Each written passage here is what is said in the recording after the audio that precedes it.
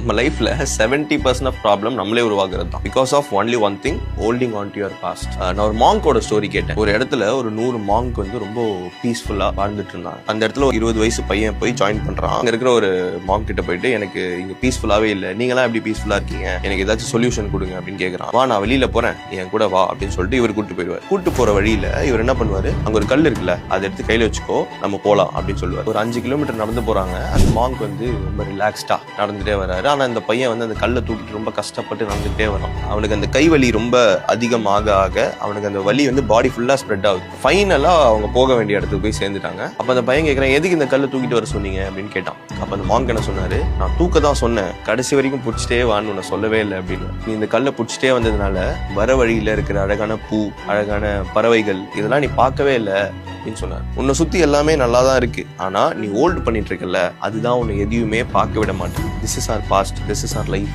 நீங்க சின்ன விஷயம் தானேன்னு சொல்லிட்டு நீங்க ஹோல்ட் பண்ற உங்களோட பாஸ்ட் ப்ராப்ளம்ஸ், மெமரிஸ் நீங்க விட்டு வராத வரைக்கும் you will never feel peace. But if you let go, your life becomes beautiful. Let it go.